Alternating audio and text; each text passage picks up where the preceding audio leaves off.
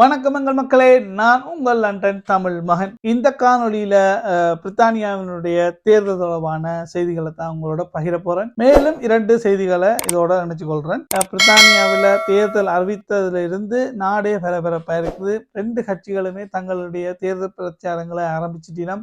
Prime minister Rishi Sunak வந்து அயர்லாந்துக்கு போயிருக்கிறார். நேற்று கட்சி தலைவர் லேபர் பார்ட்டியினுடைய கேர் ஸ்டாமர் ஸ்காட்லாந்துக்கு போயிருக்கிறாரு. இது இப்படி இருக்க என்ன செய்தி வந்திருக்குன்னு சொன்னா, கன்சர்வேட்டிவ் பார்ட்டிக்குள்ள இன்னும் 200 பேருக்கான வெற்றிடங்கள் நிரப்பப்படையிலையா. அதாவது 650 சீட்ஸ் இருக்குது. அதுல கிட்டத்தட்ட 200 பேருக்கு கிட்ட வேட்பாளர்கள் இன்னும் தெரிவு செய்யப்படையிலையா. கன்சர்வேட்டிவ் பார்ட்டிக்குள்ள இருக்கிறார்கள் என்று சொல்லிடலாம் சொன்னா, பிரைம் மினிஸ்டர் ரிஷி சுனக்கினுடைய இந்த அதிரடியான அறிவிப்பு எதிரிக்கு, அதாவது எதிர்கட்சிக்கு ஒரு சர்ப்ரைஸை கொடுத்துட்டுச்சு. இது ஒரு சுமார்ட்டான நடவடிக்கைன்னு சொல்லினோம். ஆனா இதுக்கான விமர்சனத்தை என்ன சொல்லிடுறாங்கன்னு சொன்னா, சர்ப்ரைஸ் என்பது எதிரிக்கு தான் இருக்க வேணுமே தவிர எங்கட பக்கத்துக்கு இருக்கக்கூடாது.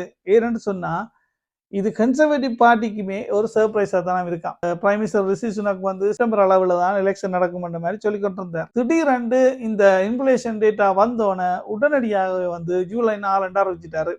இது கன்சர்வேட்டிவ் பார்ட்டிக்குள்ளேயே நிறைய பேருக்கு தெரியாது. அது அவர்களுக்கே ஒரு சர்ப்ரைஸா போயிடுச்சு. இதனாலதான் அந்த மாதிரியான விமர்சனங்கள் சொல்லப்படுது. முக்கியமா கன்சர்வேட்டிவ் பார்ட்டியில இருக்கிற மூத்த எம்பிஸ், அதாவது மூத்த உறுப்பினர்கள் வந்து ரிட்டையர் பண்ணினோம். கிட்டத்தட்ட ஏற்கனவே 70 பேர் வந்து தாங்கள் இந்த முறை எலெக்ஷன்ல போட்டியிட மாட்டோம் என்று சொல்லியிருந்தவை. மேற்கொண்டு இப்ப இந்த அறிவித்தலுக்கு பிறகு இன்றையோட சேர்த்து 78 பேர் ஆயிடுச்சு. 78 பேர் வந்து தாங்கள் இந்த போட்டியில இந்த முறை எலெக்ஷன்ல தாங்க நிக்கலைன்னு சொல்லி தாங்கள் ரிட்டையர் பண்ணிடும் சொல்லி போயினோம். இது 1997ஆம் ஆண்டு 75 பேர் இப்படி ரிட்டையர் பண்ணி போனவே. அது ஒரு ரெக்கார்டா இருந்தது. இப்ப 78 ஆகி இப்ப அந்த ரெக்கார்டை இது உடைச்சிட்டேன்னு சொல்லப்படுது. அப்படி பழைய ஆட்கள் ரிட்டையர் பண்ணி போனதாலதான் 97ஆம் ஆண்டு இந்த கன்சர்வேட்டிவ் கட்சி தோற்றதுக்கான ஒரு காரணமாகவும் சொல்லப்படுது. அப்ப இந்த முறை 78 பேர் வந்து பழைய ஆட்கள், அதாவது கன்சர்வேட்டிவ் கட்சியிலேயே முக்கியமான ஆட்கள், இந்த முறை மினிஸ்டரா இருந்த ஆட்கள், செக்ரட்டரியா இருந்த ஆட்கள் எல்லாருமே போயினம். இது வந்து இந்த மக்களோட மிகவும் பரிச்சயமான ஆட்கள். அப்ப அவை வந்து ரிட்டையர் பண்ணி போயினம், தங்களுக்கு வயது போச்சுன்னு சொல்லி. இந்த நாட்டில எல்லாம் பாத்தீங்கன்னா வயது போச்சுன்னு சொல்லி ரிட்டையர் பண்ணி இளைஞர்களுக்கு நாங்க வாய்ப்பு கொடுப்போம்னு தான் போயினோம். ஆனா எங்கட ஊர்கள்ல நாடுகள்ல பாத்தீங்கன்னு சொன்னா அப்படி இல்லை.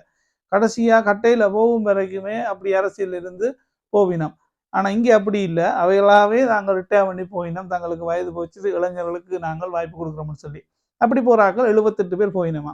அப்ப இது இன்னுமே இந்த கன்சர்வேட்டிவ் பார்ட்டிக்கு ஒரு ஹெவியான இதை கொடுத்துருக்குது. 200 வேட்பாளர்களை தெரிவு செய்ய வேண்டிய நிர்பந்தத்துக்கு இப்ப கன்சர்வேட்டிவ் பார்ட்டி வந்திருக்குது. இது கன்சர்வேட்டிவ் பார்ட்டிக்கு மட்டும் இல்ல, லேபருக்குமே அப்படித்தான். லேபர் பார்ட்டிக்கும் கிட்டத்தட்ட 80 பேருக்கு கிட்ட கேண்டிடேட்ஸை வந்து தெரிவு செய்ய வேண்டிய நிலைமையும் இருக்குது. அதே மாதிரி ஸ்காட்டிஷ் நேஷனல் பார்ட்டிக்குமே வந்து ஒரு கிட்டத்தட்ட 9 பேருக்கிட்ட வெற்றிடமாக இருக்குது. அவர்களும் தெரிவு செய்ய வேண்டி இருக்குது.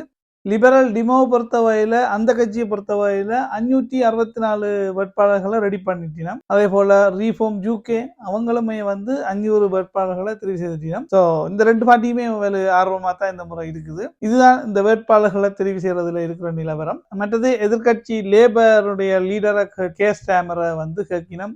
நீங்க வந்து இன்னும் ஒரு 6 கிழமை தான் இருக்குது. இந்த 6 கிழமையும் ஒவ்வொரு கிழமையும் 6 டிபேட்டுக்கு வாரீங்களா, அதாவது இந்த கன்சர்வேட்டிவ் பார்ட்டி பிரைம் மினிஸ்டர் ரிஷி சுனக்கோட ஒரு 6 டிபேட் செய்வோமா, அதுக்கு நீங்க ரெடியான்னு கேட்கல. அவர் வந்து முதல்ல மாட்டேன்னு சொல்றாரு. அதுக்கப்புறமா திருப்பி இன்னொரு இடத்துல கேட்கும்போது பிரச்சனை இல்லை, நான் ஒரு தடவையில் 100 தடவையும் நான் அவரோட வருவேன். ஆனா அவர் என்ன சொல்ல போறாரு, இந்த பொருளாதாரம் அப்படியே மீண்டு வந்துட்டுது, விலைவாசிகள் குறைஞ்சிருக்கு, எல்லாம் பெர்ஃபெக்டா இருக்கு, ப்ராப்பர் பிளானா இருக்குன்னு தான் சொல்லுவார். அதுதான் நாங்கள் ஒவ்வொரு கிழமையும் கேட்டுக்கொண்டிருக்கிறோம்.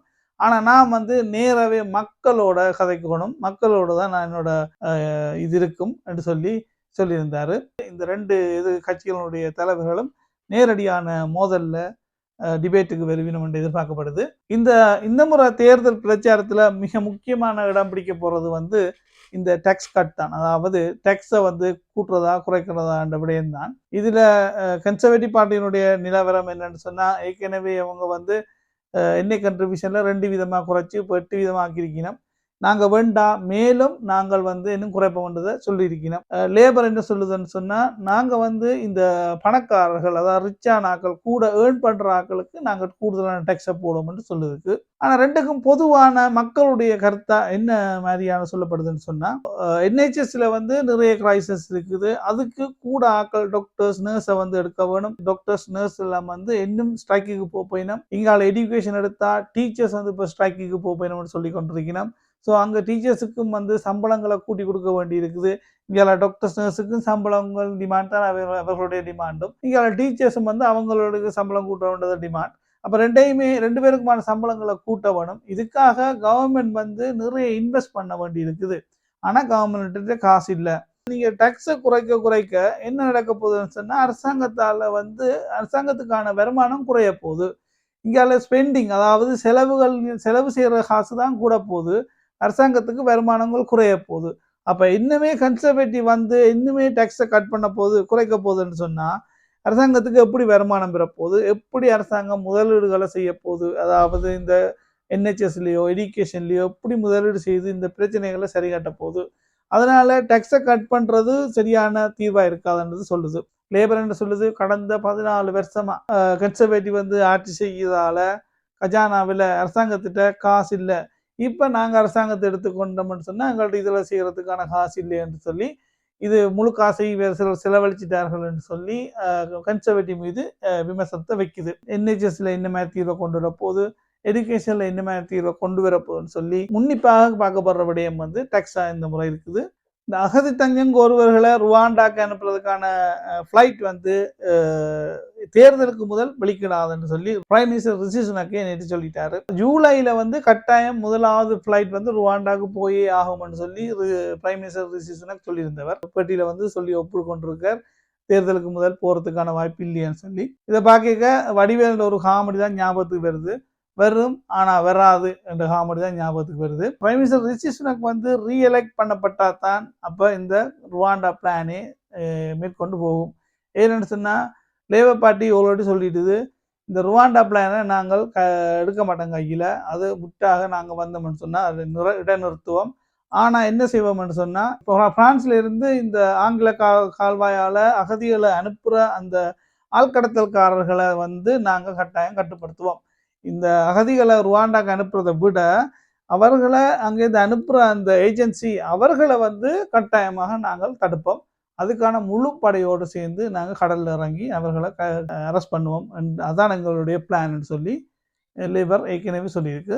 இதுக்கிடையில 30ஆம் தேதி பாராளுமன்றம் உத்தியோகபூர்வமாக கலைக்கப்பட போது அப்ரூவ் பண்ணப்பட வேண்டிய சில சட்டங்களை வந்து மிக விரைவாக கொண்டு செல்லினோம். அதுக்குள்ள வந்து இந்த ஸ்மோக்கிங், அதாவது ஸ்மோக்கிங்கை தடை செய்வதற்கான பில் வந்து, அதாவது அந்த சட்டம் மூலம் இதுக்குள்ள உள்வாங்கப்படையில. அதனால அந்த சட்டம் மூலம் இந்த தேர்தலுக்கு முதல்ல நிறைவேற்றப்பட மாட்டாது என்று சொல்லப்படுது. அடுத்த இன்னும் ஒரு செய்தி வந்து, இந்த ஜூலை மாதத்திலிருந்து எங்களுக்கான energy bill, electricity gas bill வந்து குறைக்கப்பட போகுது. அது ஏற்கனவே சொல்லப்பட்டதுதான். அதன்படி இந்த ஜூலைலேருந்து குறையுது. கிட்டத்தட்ட 122 பவுண்டுகள் வந்து வருஷத்துக்கு குறைய போகுது. அதனால உங்களுடைய மீட்டருக்கான அப்டேட்டுகளை அப் டு டேட்டாக வச்சுக்கிறது ரொம்ப நல்லது. அடுத்தது இன்னும் ஒரு செய்தி வந்து, கடைகளில் வந்து திருட்டுகள் நடக்கிறது வளமை. பிரித்தானியா, லண்டனில் திருடர்கள் வந்து துவக்குகளை காட்டி களவெடுக்கிறது, கடைகளில் வந்து சாமான்களை களவெடுத்துன்னு போகிறது. ஆனால் இங்கே வந்து வித்தியாசமான ஆட்கள் வந்து 2 பேர் களவு செய்து வைக்கணும். அது என்னன்றது இந்த காணொலியில் பார்த்தா தெரியும், பாருங்க.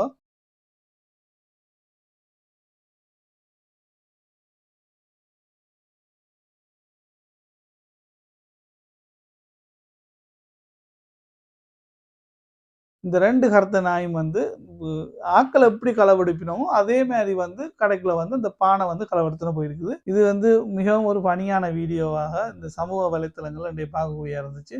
அதையும் தான் போட்டு காட்டிருக்கேன். இந்த காணொலி பிடிச்சிருந்தா லைக் பண்ணி சப்ஸ்கிரைப் பண்ணுங்க.